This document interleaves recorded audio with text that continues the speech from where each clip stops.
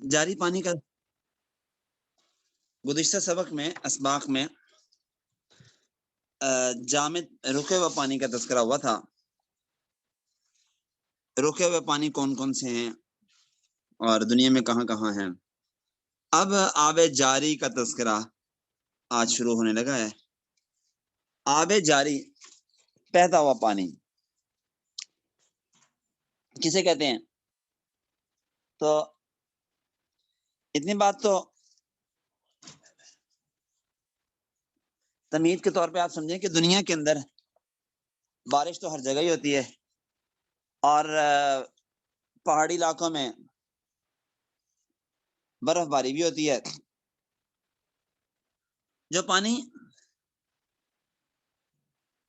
اس ذریعے سے اکٹھا ہوتا ہے وہ ندی نالوں کے ذریعے کچھ تو جھیلوں اور تالابوں میں چلا جاتا ہے، کچھ زمین میں جذب ہو جاتا ہے اور پھر دوبارہ وہی پانی سطح زمین پر چشموں کی صورت میں نمودار ہو جاتا ہے یا لوگ اسے بور کر کے نکال لیتے ہیں باہر دوبارہ. اور باقی ماندہ پانی آگے چل کے ندی نالوں کے بعد دریا کی شکل اختیار کر لیتا ہے اور بالآخر جا کے کسی جھیل میں یا سمندر میں گر جاتا ہے. تو اس پانی کو بہنے والے پانی کے بڑے ذخیرے کو اصطلاح میں دریا کہا جاتا ہے.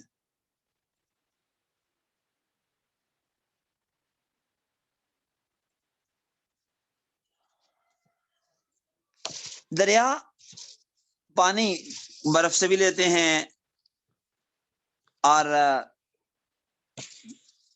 بارشوں سے بھی لیتے ہیں اور کبھی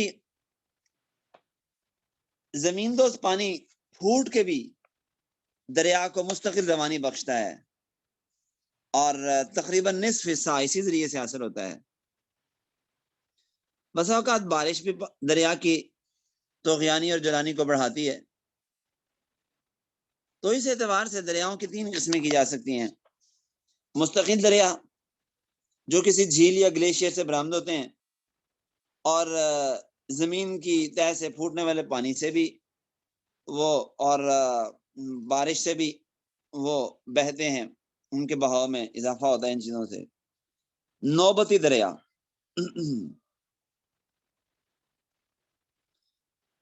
جن دریاؤں کا سرمایہ کبھی ہوتا ہے اور کبھی منقطع ہو جاتا ہے، کبھی ختم ہو جاتا ہے، یعنی پانی کبھی تو ان میں رہتا ہے کبھی ختم ہو جاتا ہے.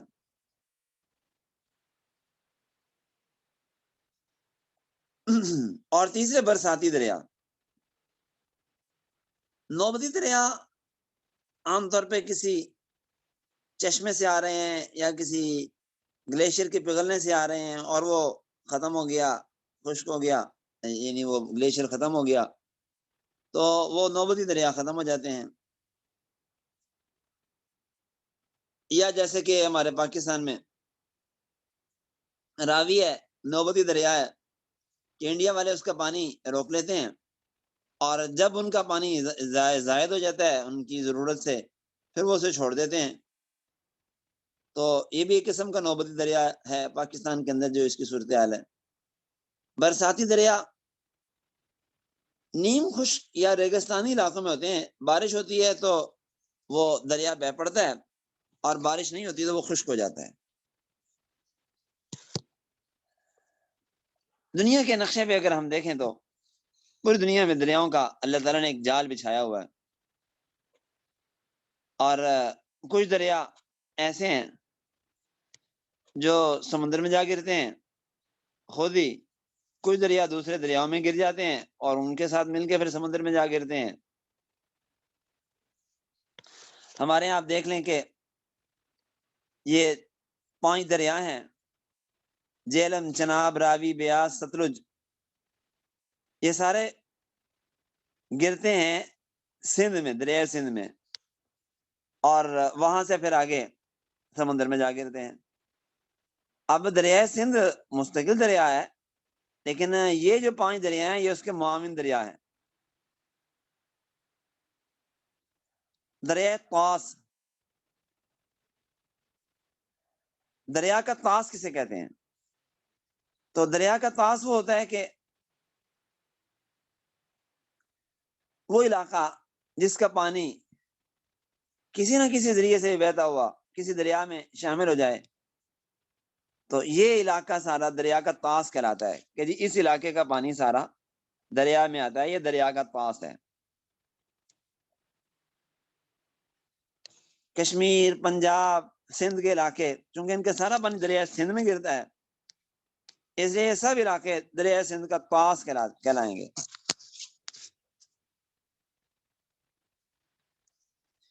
دریا کا پانی جہاں سے جاری ہوتا ہے اس کو منبع بھی کہتے ہیں، مخرج بھی کہہ دیتے ہیں، انگلش میں سورس کہہ دیتے ہیں، دریا کا سورس۔ بلند پہاڑ، چشمے، جھیل عام طور پہ دریا کا سورس ہوتے ہیں، اور ایک ہوتا ہے دریا کا دہانا۔ دہانا کیا ہوتا ہے؟ جس جگہ میں دریا اپنا سفر کرتا ہے یہ دریا کا دہانا کہلاتا ہے۔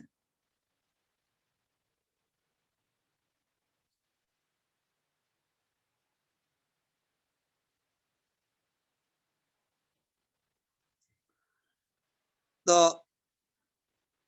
بسا اوقات دریا ایک دہانے کی بجائے کئی دہانوں سے ہوتا ہوا سمندر میں جا گرتا ہے،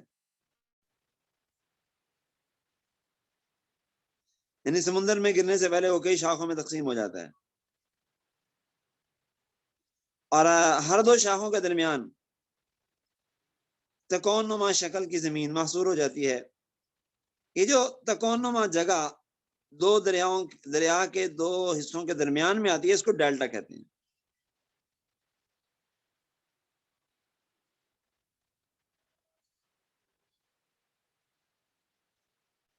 تو دنیا کے دریا ویسے تو بہت سے ہیں، جیسے میں نے عرض کیا پوری دنیا میں جال بچھا ہوا ہے، لیکن ہم اختصار کے ساتھ یہاں پہ صرف 2 قسم کے دریاؤں کا ذکر پڑھیں گے۔ ایک دریا تو مستقل ہوتے ہیں جیسے ابھی میں نے بتایا، ایک دریا دوسرے کے معاون ہوتے ہیں، پھر کچھ دریا اکیلے ہی چلتے ہیں، کچھ دریا جوڑی دار چلتے ہیں جیسا کہ دجلہ، فرات، گنگا و جمنا۔ تو یہاں جوڑی دار دریاؤں کا پہلے تذکرہ ہم کرتے ہیں۔ جوڑی دار دریاؤں میں ہے سیحون اور جیحون، جن کے بارے میں نبی پاک صلی اللہ علیہ وسلم نے فرمایا سیحان و جیحان والفرات والنیل کل من انہار الجنہ، جنت کی نہریں ہیں۔ اور بخاری کی غالباً روایت میں ہے کہ نبی پاک صلی اللہ علیہ وسلم جب تشریف لے گئے معراج پہ تو وہاں جناب رسول اللہ صلی اللہ علیہ وسلم نے 4 دریا دیکھے، 2 جنت کے اور 2 دنیا میں آ رہے تھے۔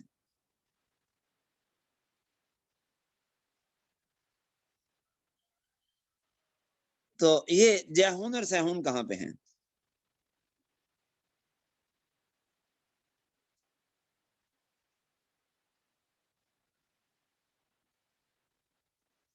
تو یہ دونوں دریا سیحون اور جیحون ملک شام کے خطے میں ہیں، لیکن ان میں سے جو سیحون دریا ہے یہ نا جیحون دریا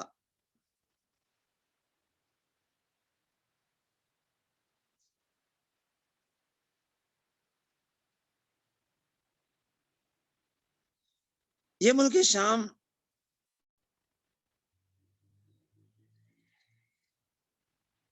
کے اندر جگہ ہے علاقہ مصیصہ،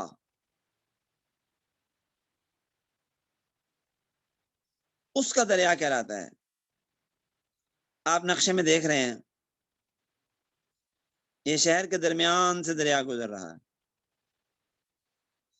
شہر کی آبادی کے درمیان میں سے۔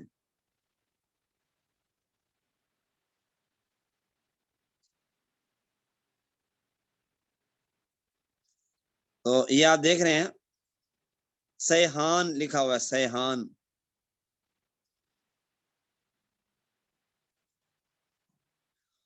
تو یہ ایک طرف سے دیکھیے گا جہاں کے، تو یہ ڈیم ہے جس کے اندر لکھا ہوا ہے سیحان ڈیم۔ یہ دریا کے اوپر انہوں نے ڈیم بنایا ہوا ہے، سیحان ڈیم۔ اور یہ یہاں سے چلتا ہوا، چلتا چلاتا سمندر میں گر رہا ہے اس جگہ سے۔ کہاں سے؟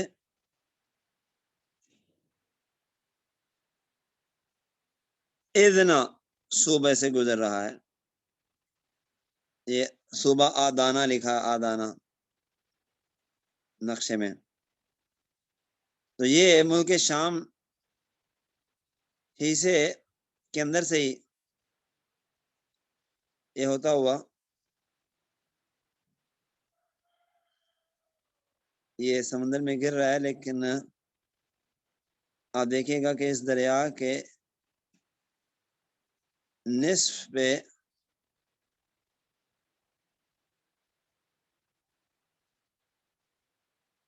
ترکی ہے، اور اس کے نصف پہ ادھر ملک شام ہے۔ گویا شام اور ترکی کی سرحد پہ سے یہ گر رہا ہے سمندر کے اندر۔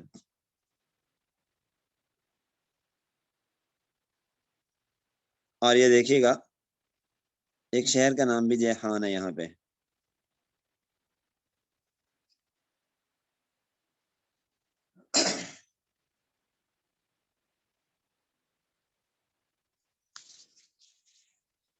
بہرحال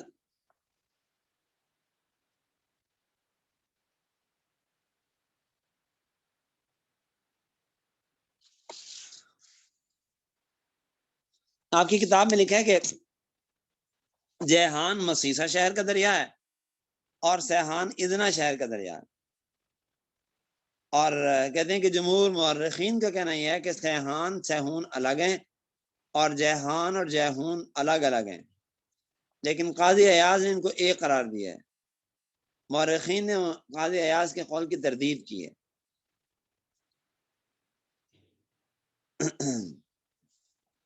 تو یہ تو سیحان دریا تھا۔ جیحون کہاں پہ ہے؟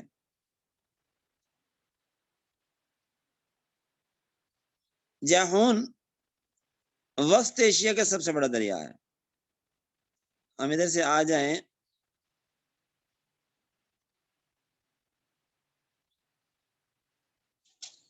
افغانستان، اور افغانستان کا یہ بارڈر ہے، یہ آپ دیکھ رہے ہیں ترمز شہر ہے، ترمز۔ تو یہ لکھا ہے آمو دریا، دریا آمو۔ تو اس کا اس علاقے میں نام دریا آمو ہے۔ یہ آپ دیکھیے گا کہ ترمز ایک طرف ہے اور افغانستان ایک طرف ہے، درمیان میں یہ پانی کے درمیان لکیر آپ کو دکھائی دے رہی ہے، یعنی اس دریا کا کچھ حصہ افغانستان میں ہے۔ یہ آپ دیکھ رہے ہیں نقشے میں، ایک طرف لکیر افغانستان ہے درخت پہ، دریا کے ایک طرف لکھا ہوا ہے، اور ایک طرف ازبکستان لکھا ہوا ہے۔ تو افغانستان اور ازبکستان کے درمیان میں سے یہ گزر رہا ہے۔ اور ادھر سے ہم چلے جائیں تو یہ پامیر کے پہاڑوں سے نکل رہا ہے، پامیر کے پہاڑوں سے۔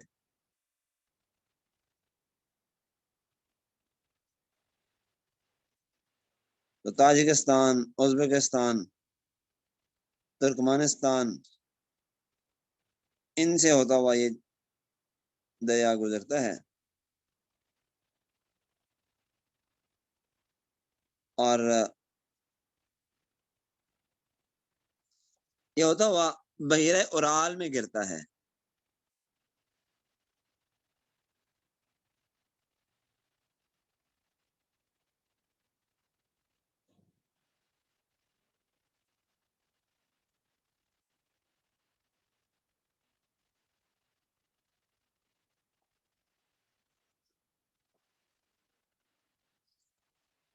اسے بحیرہ اورال کو بحیرہ خوارزم بھی کہہ دیتے ہیں.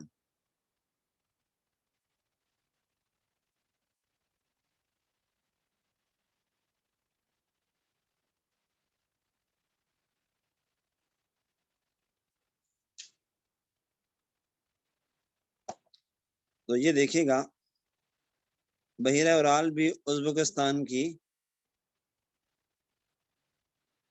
سرحد میں شامل ہے. کچھ ازبکستان میں ہے. تو یہاں پہ جا کے پھر یہ دریا بحیرہ اورال میں گرتا ہے.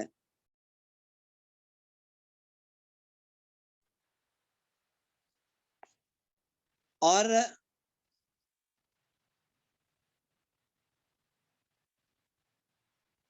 اس دریا کی کل لمبائی 2400 کلومیٹر ہے، نہیں 1500 میل.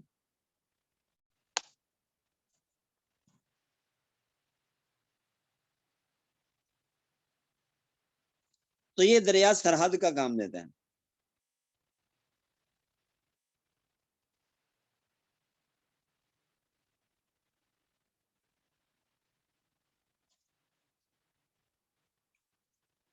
اب یہ مسئلہ کہ جی یہ جنت کی نہریں ہیں، اس کا کیا معنی ہے؟ تو یہ بھی کہا گیا ہے کہ ان کی اصل جنت سے آ رہی ہے. یہ بھی کہا گیا ہے کہ ان کے آس پاس رہنے والے نیک کام کریں گے اور وہ جو کارنامے سر انجام دیں گے وہ دخول جنت کا باعث بنیں گے. لیکن بہرحال راجع بات یہی ہے کہ ان نہروں کا ایک غیر مرئی سا تعلق ہے جنت کے ساتھ جو دکھائی نہیں دیتا، اللہ تبارک و تعالیٰ سے بہتر جانتے ہیں. دجلہ اور فرات یہ بھی جوڑی دار دریا ہیں.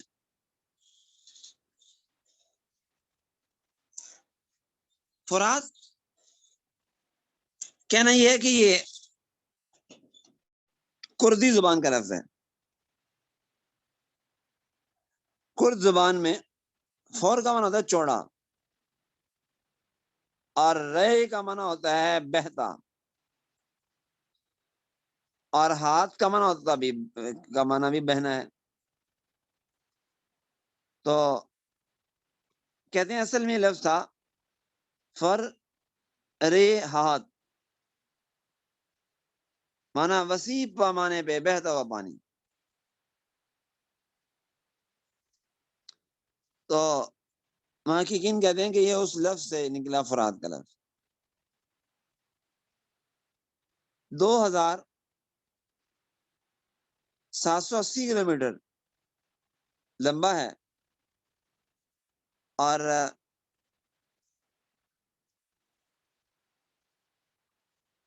اس کی 2 شاخیں ہیں. ان سے مل کے یہ دریا تشکیل پاتا ہے، ایک مغربی فرات ایک مشرقی فرات.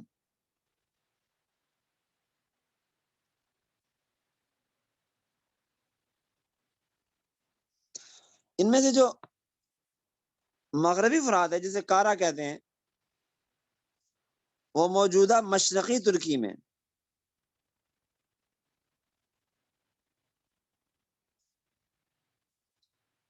اور روم کے شمال میں آرمینیائی سطح مرتفع سے، جبکہ مشرقی سب مراد جسے کہتے ہیں وہ جھیل وان کے شمال میں کوہ ارارات کے جنوب مغرب سے نکلتا ہے، اور کھائیوں اور گھاٹیوں سے ہوتا ہوا جنوب مشرقی شام سے عراق میں داخل ہوتا ہے. اور خبور اور بلخ کے دریا مشرقی شام میں دریائے فرات میں گرتے ہیں، اور اس کے بعد یہ عراق کے شہر بصرہ کے شمال میں دریائے فرات دریائے دجلہ میں گرتے ہوئے شط العرب نامی ڈیلٹا بناتا ہے، اور دونوں دریا پھر خلیج فارس میں گرتے ہیں۔ اس وسیع ڈیلٹا کی وجہ سے ایک بہت بڑے دلدلی علاقے کی یہ صورت اختیار کر چکا ہے۔ تو دیکھیے گا یہ عراق ہے، اور اس میں یہ شہر ہے بصرہ، تو یہ دیکھیے گا بصرہ کے ساتھ ساتھ یہ دریا جا رہا ہے، بصرہ شہر کے اندر سے گزر رہا ہے، اور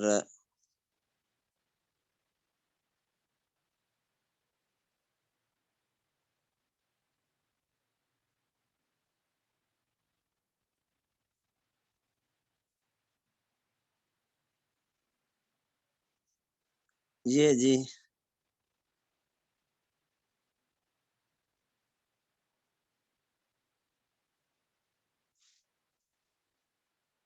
آگے جا کے شط العرب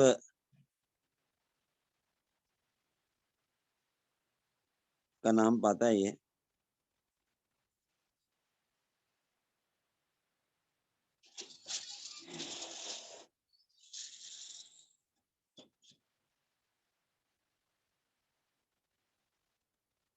اور یہ دیکھیں جی یہاں سے نا یہ سمندر میں گر رہا ہے خلیج فارس میں،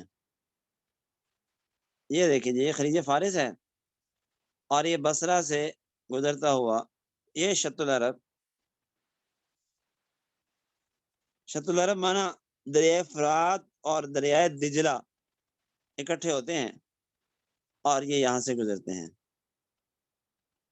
تو یہ دیکھیے گا اوپر دریائے دجلہ لکھا ہوا ہے، اور یہ یہاں سے آ کے دونوں دریا اکٹھے ہو رہے ہیں، اور یہ دوسری طرف جو دریا آ رہا ہے یہ دریا فرات ہے۔ تو یہ مقام ہے جہاں پہ دونوں دریا اکٹھے ہو جاتے ہیں، یوں کہہ لیں کہ دریا دجلہ آ کے دریا فرات میں گرتا ہے، اور اس کے بعد یہ چلتے ہوئے خلیج فارس میں گر رہے ہیں۔ اور یہ جو درمیانی جگہ ہے یہ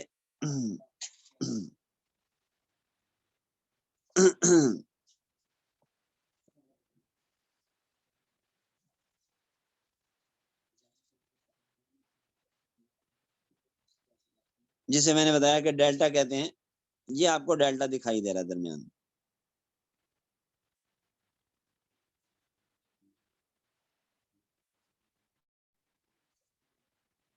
کہ شط العرب دو حصوں میں منقسم ہو جاتا ہے آگے جا کے خود۔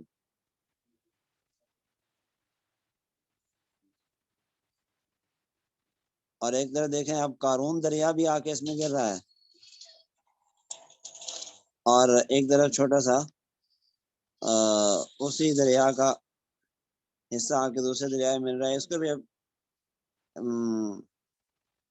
کہہ سکتے ہیں ڈیلٹا۔ تو اس کے ساتھ پھر آگے دریائے گنگا اور جمنا ہے، تو یہ بھی سن لیجئے گا بس مختصر۔ گنگا اور جمنا شمالی بھارت اور بنگلہ دیش کا دریا ہے، ہندوؤں کے ہاں ایک بڑی اہمیت کا حامل دریا ہے یہ۔ زمانہ جاریت کی شرکی روایات کے مطابق اس کی پوجا پاٹ بھی کرتے ہیں، اس کو مقدس سمجھتے ہیں۔ گنگا کی کل لمبائی 2510 کلومیٹر ہے، اور دریائے جمنا کے ساتھ مل کر ایک عظیم اور زرخیز خطہ تشکیل دیتا ہے، شمالی بھارت اور بنگلہ دیش میں مشتمل ہے۔ آبادی کی کثافت اس علاقے میں دنیا میں سب سے زیادہ ہے، بے پناہ آبادی، آلودگی، ماحولیات کی تباہی دریا کے لیے ایک تشویشناک صورتحال پیدا کر رہا ہے۔ تو یہ تھوڑی سی بات ہوئی ہے، اب آگے دریائے نیل ہے، نیل ابیض نیل ازرق، جس کا ذکر ہوا تھا کل گزشتہ اسباق میں، اور اس کے ساتھ پھر کچھ اور دنیا کے اہم دریا اور ان کا انشاءاللہ العزیز اللہ نے چاہا تو کل ہم ذکر مکمل کریں گے۔ آج اسے پہ اکتفا کرتے ہیں۔ ہذا المرام ابھی حاضر القدیم۔